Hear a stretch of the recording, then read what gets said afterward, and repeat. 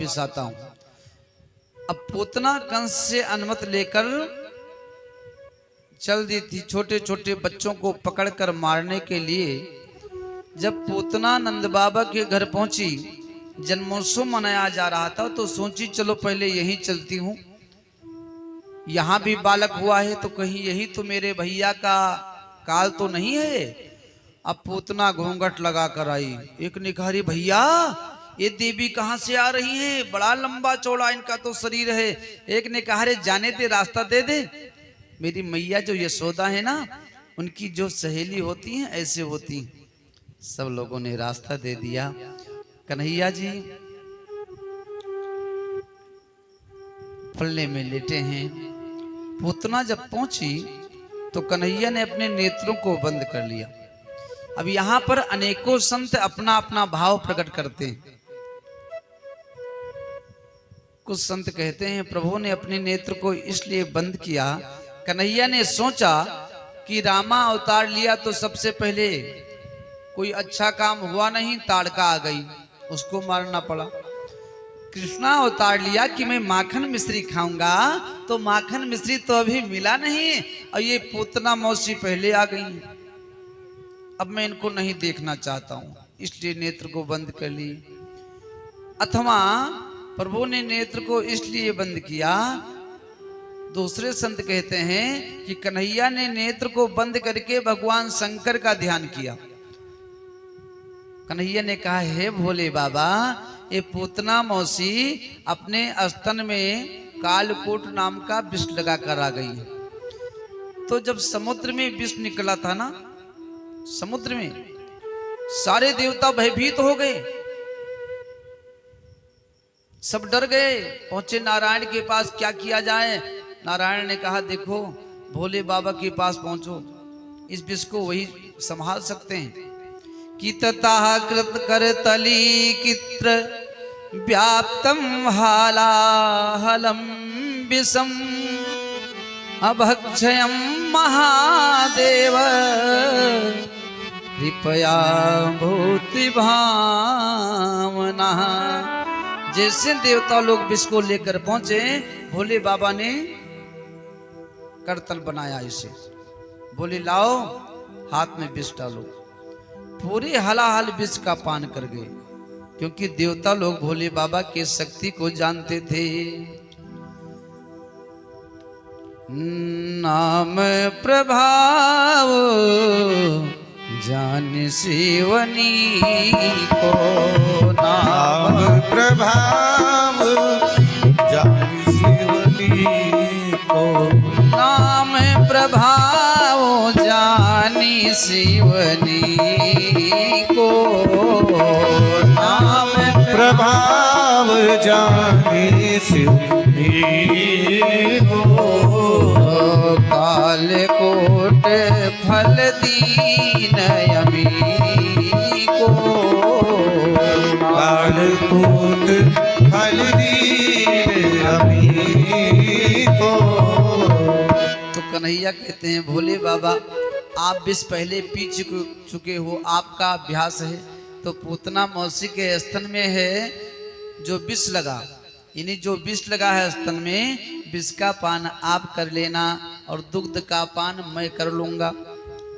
अब तीसरे संत का मत है प्रभु ने अपने नेत्र को इसलिए बंद किया कि कुछ भी हो, पूतना मौसी आखिर दूध पिलाने के बहाने से तो आई हैं, तो इनको मैं कौन सी गति प्रदान करूं, कौन सी गति प्रदान करूं। इसलिए प्रभु ने अपने नेत्र को बंद किया। चौथे संत कहते हैं कन्हैया के दाहिने नेत्र में सूर्य और बाएं नेत्र में चंद्र देवता उपस्थित हैं। तो चंद्र और सूर्य ने सोचा कि मैं इस राक्षसी का दर्शन नहीं करूंगा, इसलिए प्रभु ने अपने नेत्र को बंद कर लिया। अब इतने में पूतना कन्हैया को उठाती है, अपना स्तन कन्हैया के मुख में रख देती है। हमारे प्रभु पहले तो पूतना के दुग्ध का पान किए, और फिर जब पूतना के शरीर को प्रभु ने तेजी से पकड़ा और शरीर में से प्राण को खींचने लगे, तब पूतना चिल्लाने लगी, कि समुंच मुंचालम हित प्रभासिनी निष्पीड्यमाना खिल जीव मरमणि विवृत नेत्रे चरणो भुजो मुहु प्रसवित्र गात्रा क्षिपति रुरोदः। अरे भैया मुझे छोड़ दे, छोड़ दे, मुझे छोड़ दे, मेरे प्राण निकल जाएंगे। कन्हैया ने कहा मौसी मुझे छोड़ना नहीं आता है, मैं जिसको पकड़ लिया उसको छोड़ता नहीं हूं। अब पूतना अपने असली रूप में आ गई और जब पूतना गिरी तो 18 किलोमीटर में जितने वृक्ष थे ना उसके गिरने से सारे वृक्ष धराशायी हो गए। अब वृक्षों के गिरने की आवाज को जब वहां पर ग्वाल बाल सुने सारे एक साथ दौड़ पड़े। अरे भैया ये क्या हुआ, ये आवाज कहां से आई? एक ने कहा मुझे भी पता नहीं है। पूर्णमासी पुरोहितानी आकर कहती है यशोदा से, यशोदा अरे तेरा लल्ला कहाँ है, कुछ पता है? यशोदा ने कहा अरे मैया मुझे तो कुछ नहीं पता है। अब अपने लल्ला को ढूंढने के लिए बाहर निकली तो देख रही हैं सारे वृक्ष धराशायी। पूतना का शरीर दिखाई पड़ा और जब दौड़ती दौड़ती पूतना के मुख के समीप पहुंची तब देख रही हैं कि सीने पे कन्हैया लेटे हुए हैं, एक स्तन पर अपने हाथ को रखे हैं, दूसरे स्तन का पान कर रहे हैं। पूर्णमासी पुरोहितानी ने कन्हैया को उठाया और कहा यशोदा से सुनो, तुम इस राक्षसी के हाथ में लल्ला को कैसे दे दिया? यशोदा ने कहा हे मैया मुझे क्या पता कि ये राक्षसी होगी, मैं तो ये सोच रही थी जैसे सब मेहमान हमारे घर पर आए हैं उसी प्रकार ये भी होगी। अब पूर्णमासी पुरोहितानी कन्हैया को अपनी गोदी में उठा लेती है और लेकर जाती है, गौमूत्र से स्नान कराती है, गंगा जल से स्नान कराती है, फिर गाय के पूंछ को पकड़ती है और नजर उतारती है कि इंद्रियाणाम ऋषिकेशः प्राणन् नारायणोऽवत श्वेत दीप पतिश्चित्तं मनोयोगेश्वरो भवतु। मेरे लल्ला के इंद्रियों की रक्षा भगवान ऋषिकेश करें। प्राणन नारायणो, प्राण की रक्षा भगवान नारायण करें और श्वेत दीप पतिश्चित्तम, मेरे लल्ला की चित्त की रक्षा श्वेत दीप के पति करें। मनो योगेश्वरो भवतु, और मेरे लल्ला के मन की रक्षा भगवान योगेश्वर करें। कन्हैया ने सोचा देखो ये नजर तो उतार रही हैं, झाड़ा मार रही हैं, लेकिन मेरे नाम से। अरे नजर उतारो तो किसी दूसरे के नाम से, आप तो मेरे नाम से नजर उतार रही हो।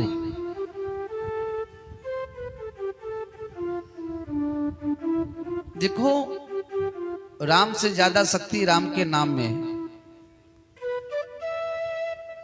जब राम जी को लंका जाना हुआ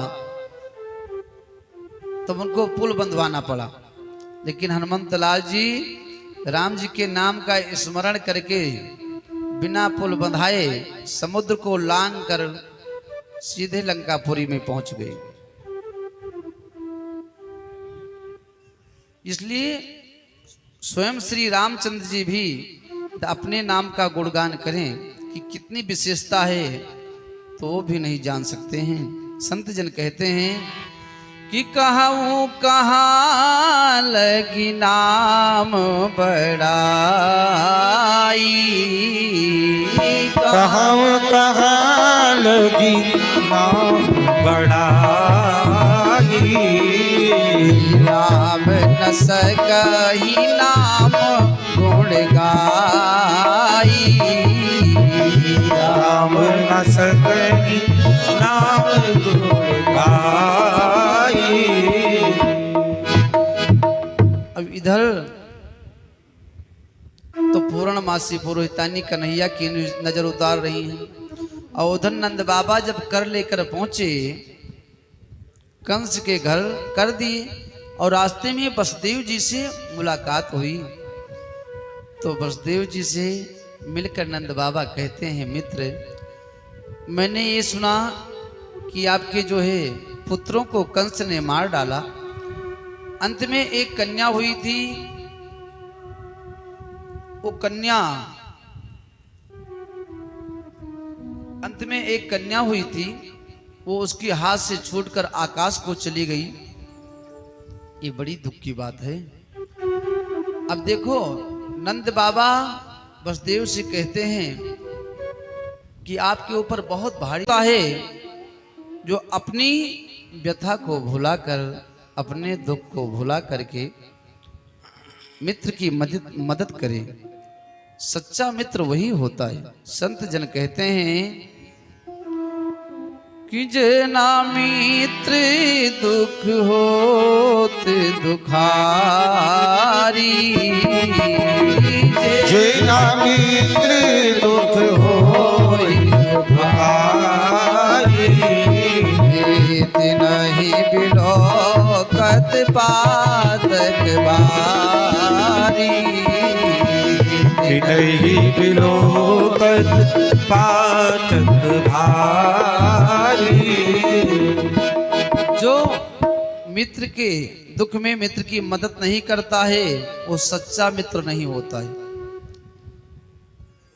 निज दुख गिर सम रज कर माना और मित्र ही दुख रज मेरु समाना। अपना दुख पहाड़ के समान हो तो उसको धूल के समान मानकर, और मित्र का दुख ये धूल के समान हो तो उसको पहाड़ के समान मानकर उसकी मदद करनी चाहिए। अब आज वसुदेव जी कहते हैं, सुनो ये सब बात बाद में होती रहेगी, आप घर पर जाओ, क्योंकि कंस के द्वारा भेजे गए अनेकों दैत्य गांव में जाते हैं और छोटे छोटे बच्चों को पकड़कर मार डालते हैं। नंद बाबा घर पर पहुंचे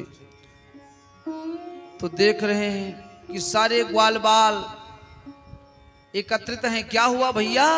अरे एक बहुत बड़ी राक्षसी आई थी, समझो आपकी लल्ला का प्राण बच गया, यही भगवान की बहुत बड़ी कृपा समझो। नंद बाबा ने कहा, अरे भैया ये जो वसुदेव है ना ये बहुत बड़ा ज्योतिषी है। अरे मुझसे तो वसुदेव ने कहा था कि फटाफट घर को जाओ, क्योंकि कंस के द्वारा भेजे गए दैत्य गांव में जाकर के छोटे छोटे बच्चों को मार डालते हैं। चलो इसके शरीर को काटो। अब कहते हैं जो हो गया सो हो गया, पूतना के शरीर को काट काट कर छोटा करो। सारे ग्वाल बाल पूतना के शरीर को काटते हैं, एकत्रित करते हैं, वृक्षों की लकड़ियों को भी एकत्रित करके पूतना के शरीर पर लकड़ियों का ढेर लगा देते हैं। और जैसे आग लगाई गई तो पूतना के शरीर में से जो है सुगंधी निकलने लगी। तो राजा परीक्षित कहते हैं सुखदेव जी से, भगवान ये पूतना तो बच्चों को मारने वाली बहुत बड़ी पापनी थी, और उसके शरीर से सुगंधी क्यों निकल रही है? तब सुखदेव जी कहते हैं, देखो हमारे प्रभु ने आज वो गति पूतना को प्रदान किया जो गति माता यशोदा माता देवकी को बाद में मिलेगी, वो गति आज मेरे कन्हैया ने पूतना को पहले ही प्रदान कर दिया। अच्छा देखो, पूतना पिछले जन्म में राजा बलि की पुत्री थी। किसकी? राजा बलि की। नाम था रत्नमाला। रत्नमाला नाम था। जिस समय भगवान वामन का अवतार लिए और राजा बलि के घर पहुंचे तो रत्नमाला ने जब भगवान वामन को देखा तो सोची कि यदि मेरा पुत्र होता तो मैं इसको अपना दुग्ध पिलाती। लेकिन जब भगवान दो पांवों में अतल वितल सुतल तलातल महातल रसातल और पाताल, भू भुवः स्वः माह जन तप और सत्य, 14 भुवनों को नाप लिया, तीनों लोगों को नाप लिया और तीसरे पांव में राजा बलि को नाप लिया। तीसरा पांव राजा बलि के मस्तक पर रख दिया और गरुड़ से कहा राजा बलि को बांध दो। ये देख करके रत्नमाला ने कहा मैं तो सोच रही थी कि मेरा पुत्र होता तो मैं इसको दुग्ध पिलाती, लेकिन दुग्ध की बात छोड़ो, मुझे मौका मिलता तो मैं इसको विष पिला देती। तो वही रत्नमाला आगे चल करके पूतना हुई। हमारे प्रभु ने दोनों अवसर प्रदान किया, विष पिलाने का भी अवसर दिया और दुग्ध पिलाने का भी अवसर दिया। वही रत्नमाला आज पूतना हुई, प्रभु ने उद्धार कर दिया। 25 से सुखदेव जी कहते हैं हमारे गोविंद जीव के गुण पर तो विशेष ध्यान देते हैं, लेकिन अवगुण पर विशेष ध्यान नहीं देते हैं। कि जन अवगुण कछु माने न काओ, जन अवगुण कछु माने न काओ, दीन बंधु अति मृदुल स्वभाव, दीन बंधु अति मृदुल स्वभाव। आज पूतना का उद्धार कर दिए हमारे गोविंद। 6 महीने के हुए